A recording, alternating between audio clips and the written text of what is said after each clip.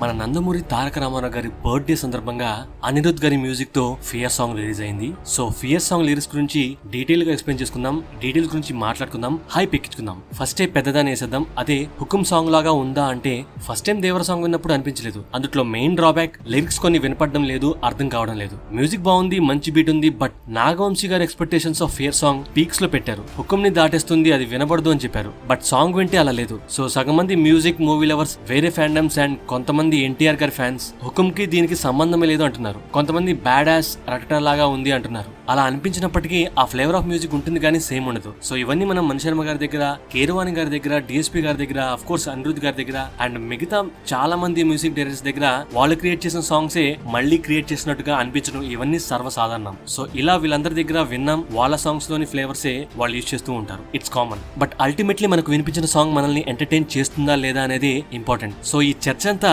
Song release అయిన few hours వరకు మాత్రమే నడిచింది. బట్ ఇప్పుడు ఆల్మోస్ట్ 2 days కంప్లీట్ అయింది. తెలుగులో లిరిక్స్ ప్రాబ్లం స్టార్టింగ్ లో ఉందని చాలా మంది తమిళ్లో వినడం మొదలు పెట్టారు. అక్కడ అనిరుద్ గారు బాగా పాడారంటున్నారు. ఆయన language of course clear cut గా పాడతారు. బట్ కాలం అన్నిటినీ నిర్ణయిస్తుంది. హుకుం ని బీట్ చేస్తుంది, అది అసలు వినపడదు అని నాగవంశీ గారు చెప్పడానికి మెయిన్ రీజన్ మేబీ ఆ సాంగ్ ని ఆయన ఎక్కువ సార్లు విని ఉంటారు. ఆర్ సాంగ్ తో పాటు లిరిక్స్ ఆయనకు సరిగ్గా వినపడి అర్థమై ఉంటుంది. అండ్ ఆల్సో మంచి సౌండ్ సిస్టమ్ లో వినుంటారు. సో అదే ఇప్పుడు ప్రభావితం చూపిస్తుంది. సాంగ్ వినే కొద్దీ ఎక్కుతుంది. అది కూడా మామూలుగా ఎక్కడం లేదు. ఈ సాంగ్ లోని లిరిక్స్ అండ్ డీటెయిల్స్ గురించి నేను డీప్ గా ఎక్స్ప్లెనేషన్ ఇచ్చాను. అది విని ఈ సాంగ్ మ్యూజిక్ తో లిరిక్స్ ని ఆలోచిస్తూ మళ్ళీ వినండి. సాంగ్ పర్స్పెక్టివ్ మొత్తం మారిపోతుంది. సో ఇదంతా సాంగ్ స్టార్టింగ్ లో ఎక్కని వాళ్ళ కోసం మాత్రమే. అఫ్ కోర్స్ స్టార్టింగ్ లోనే అర్థం చేసుకుని సాంగ్ ని విని ఎంజాయ్ చేసే వాళ్ళకి అఫ్ కోర్స్ ఈ వీడియో ఇంకొంచెం హైప్ ఇస్తుంది. సో ఇలా వినే కొద్దీ ఎక్కడం అనేది నేను ఎప్పుడో చిన్నప్పుడు ఎక్స్పీరియన్స్ అయ్యాను. అది కూడా ఏఆర్ రెహమాన్ గారి మ్యూజిక్ లో ఎక్స్పీరియన్స్ చేశాను. ఆయన సాంగ్స్ అలాగే లేట్ గా ఎక్కుతాయి. సో ఈ సాంగ్ నాకైతే వినే కొద్దీ మ్యూజిక్ ఎక్కుతుంది. అండ్ లిరిక్స్ ని పట్టుకోవడానికి ఆల్మోస్ట్ కొన్ని అవర్స్ కూర్చొని రిపీట్ మోడ్ లో విని విని రాసుకొని మళ్ళీ రీచెక్ చేసుకుని ఫైనల్ గా కంప్లీట్ చేస్తే ట్విట్టర్ లో మూర్తి గారు లిరిక్ షీట్ పెట్టండ్రా బాబు అని మూవీ టీం ని అడిగి దాన్ని తెప్పించుకుని అది ఆయన ట్విట్టర్ అకౌంట్ లో పెట్టారు. అది చూసి మళ్ళీ రీచెక్ చేసుకుంటే 1-2 words మిస్ అయ్యాయి. దెన్ అవి కూడా కంప్లీట్ చేసి లిరిక్స్ పోస్టర్ డిజైన్ చేసి మన ట్విట్టర్ ఖాతాలో పోస్ట్ చేశాను. అండ్ అఫ్ కోర్స్ ఈ రోజు మూర్తి గారి బర్త్డే. హ్యాపీ బర్త్డే మూర్తి గారు. అండ్ ఈ లోపు ఏం జరిగింది అంటే కాలం నిర్ణయిస్తుంది అనగా సాంగ్ బాగాలేదు అని అనుకున్న అదర్ ఫ్యాండమ్స్ సాంగ్ ని మెల్లిమెల్లిగా ప్రేస్ చేస్తున్నారు. ఒక సాంగ్ బాగాలేకపోతే దాన్ని రికార్డ్ చేసి వాళ్ళ హీరోస్ విజువల్స్ మ్యాచ్ అయ్యేలాగా వీడియో ఎడిట్స్ చేయరు. అలా చేసి అబ్బా సూపర్ గా మా హీరోకి సెట్ అయ్యింది అని హ్యాపీ బర్త్డే లోని హ్యాపీ హ్యాపీ అవుతున్నారు. లిటరల్ గా అందరూ ఈ ఫేర్ సాంగ్ తో వాళ్ళ హీరోస్ కోసం ఎడిట్ చేసుకుని మురిసిపోతున్నారు, ఎంజాయ్ చేస్తున్నారు. సో సింపుల్ గా that is the success of the fair song. So definitely NTR గారికి ఆయన బర్త్డే కోసం ఫ్యాన్స్ ఎగబడి ఉత్సాహంగా ఎగరడం కోసం, ఎంజాయ్ చేయడం కోసం అనిరుద్ గారు ఒక పర్ఫెక్ట్ మ్యూజిక్ బ్లాస్ట్ ఇచ్చారు. అందుట్లో నో డౌట్. సో మళ్ళీ ఇంకోసారి కాలమే నిర్ణయిస్తుంది. ఫేర్ సాంగ్ హుకుం సాంగ్ లెవెల్లో ఉంటుందా లేక దాన్ని బీట్ చేస్తుందా అనేది మూవీలో ఎంత ఇంపాక్ట్ క్రియేట్ చేస్తుంది అనేది వేచి చూడాలి. అందరికీ తెలుసు సేమ్ మ్యూజిక్ డైరెక్టర్ అయినప్పటికీ 2 different songs with different beats making different meaning and creates different type of elevations. So just song వచ్చిన ఫ్యూ అవర్స్ కి అల్లు అర్జున్ గారు ఎక్స్ లో ఒక పోస్ట్ వేశారు, హ్యాపీ బర్త్డే బావా ఫియర్ ఇస్ ఫైర్ అని. నిజంగానే ఫియర్ ఫైర్ లాగా సోషల్ మీడియాలో అంటేసుకుంది. ఇక్కడే దేవర లిరిక్స్ గుర్తొచ్చాయి. అగ్గంటుకుంది సంద్రం భగ్గునమండే ఆకాశం.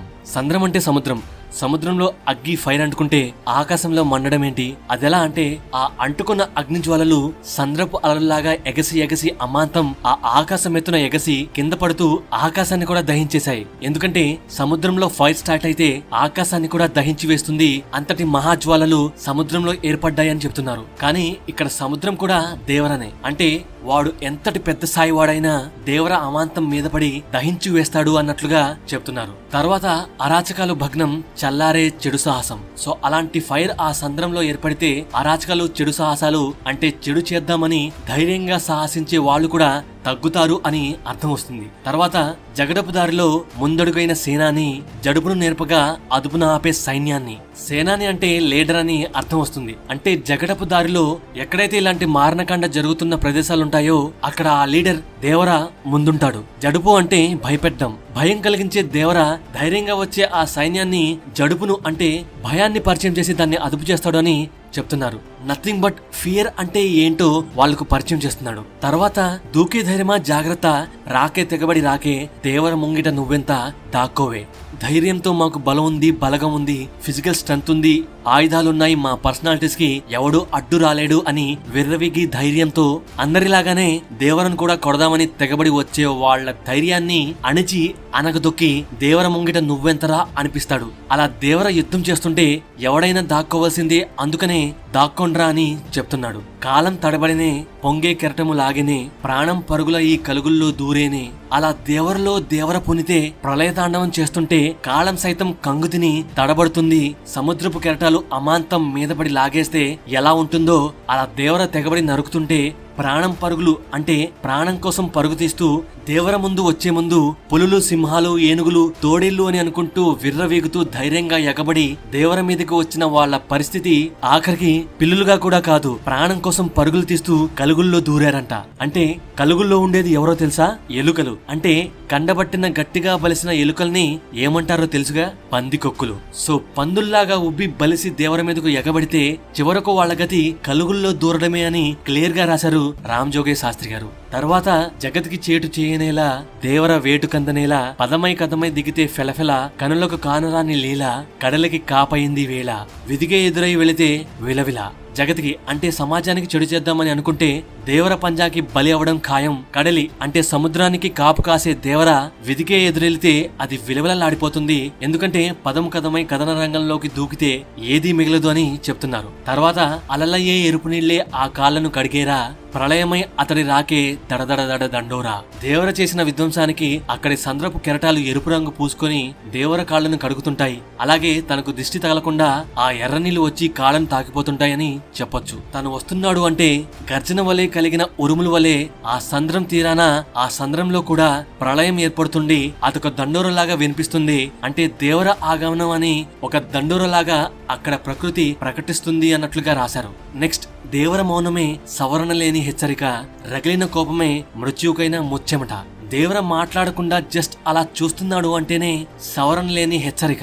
అంటే అందులో కరెక్షన్స్, దిద్దుబాట్లు ఉండవు. క్లీన్ గా నీట్ గా ఒక వార్నింగ్ ఇచ్చేసినట్లే. అలా చేసిన తర్వాత కూడా వాళ్ళు ధైర్యంతో ముందుకు వస్తే తనకొచ్చే ఆ ప్రళయ తాండవపు కోపానికి మరణం కూడా వణికిపోయి ముచ్చెమట్లు కారుస్తుంది. అంటే దేవర విజృంభణ మరణానికి కూడా మరణం సంభవిస్తుందేమో అని భ్రమపడేలాగా ఉంటుంది. సో ఈ లైన్స్ ఏమన్నా రాసారా రామ్ జోగే శాస్త్రి గారు?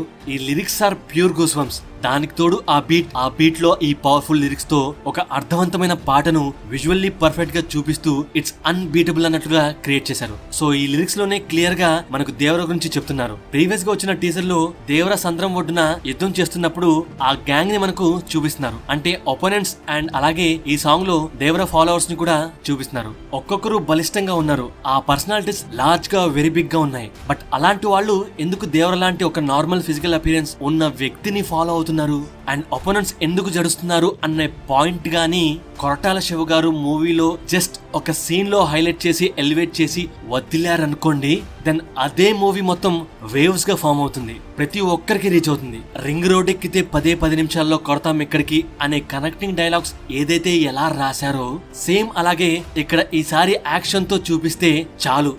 జస్ట్ లైక్ అరవింద సమేతలో ఫోన్ లో ఒక మాస్ వార్నింగ్ ఇస్తేనే జడిసిపోతారు. ఎందుకు? ఆ తర్వాత తను క్రియేట్ చేసే డిస్ట్రక్షన్ వాళ్ళు ఊహించుకోవడానికే భయపడుతున్నారు కాబట్టి. కోతలేతగా ఉంది నారపరెడ్డి బిడ్డ అన్న విలనే తన కొడుకుని దగ్గరకు లాగి కళ్ళల్లో కళ్ళు పెట్టి భయపెడుతూ తన కొడుకుని భయపెడుతూ మచ్చల పులి కళ్ళ ముందుకొస్తే ఎట్టా ఉంటుందో తెలుసా అన్నాడు. అంటే అక్కడ వీరరాఘవ చేసిన బీభత్సం మామూలుది కాదు. అంత రచ్చ చేసి అది కూడా వీరరాఘవ అనుకొని చేసింది కాదు, అనుకోకుండా చేయాల్సి వచ్చింది కాబట్టి అలా చేశాడు. ఒకవేళ అనుకొని చేస్తే అక్కడ వాళ్ళ చాప్టర్ అక్కడే ముగిసిపోతుంది. సో త్రివిక్రమ్ గారు ఎలాగైతే స్టార్టింగ్ లో షెట్లెస్ గా రౌద్రకరంగా రాఘవను చూపించారు, ఇక్కడ కొరటాల గారు తన మార్క్స్ డైలాగ్స్ తో పాటు సటిల్ గా కాకుండా హై ఇచ్చే ఎలివేషన్స్ తో దేవుడంటే భయం లేదు, చావంటే భయం లేదు, మమ్మల్ని ఎవడేం చేస్తాడు అనే ధైర్యం, వాళ్ళు అసలు మనుషులే కాదు మనుషులుగా పెరిగిన క్రూరమైన జంతువులు, అలాంటి వాళ్ళు కేవలం దేవర అనే పేరును విన్నా స్వయంగా దేవర వస్తున్నాడు అన్నా ఎందుకంతగా భయపడుతున్నారు అనేది మనకు కొరటాల గారు ఈసారి తన మార్క్ డైలాగ్స్ తో కాకుండా ఎప్పుడూ చూడని ఒక హై ఆక్టేన్ ఎలివేటెడ్ సీన్స్ తో గానీ చూపించారు అనుకోండి. ఆ ఒక్క సీన్ ఆయన ఇంతకుముందు చెప్పిన ప్రతి ఇంటర్వ్యూ ప్రతి మాటకు జస్టిఫికేషన్ చేస్తుంది. So waiting for that. And ఇక డీటెయిలింగ్స్ లోకి వస్తే డీటెయిలింగ్ నెంబర్ 1, ఇందులో శ్రీకాంత్ గారు యాంటాగనిస్ట్ గా అంటే వన్ ఆఫ్ ద విలన్ గా చేస్తున్నారు అనుకుంటా అది క్లియర్ గా తెలుస్తుంది. ఈ షిప్ లో మనకు చాలా డీటెయిల్స్ కనిపిస్తున్నాయి. అందులో ఒకటి ఈ చూపించే సీన్స్ అన్ని ఫ్లాష్ బ్యాక్ సీన్స్. అందులో వాళ్ళందరూ యంగ్ లుక్స్ లో కనిపిస్తున్నారు. దేవర అలా రొటేట్ అయ్యి కొడుతుంటే శ్రీకాంత్ గారు ఎందుకు అలా నిలబడి చూస్తున్నారు అంటే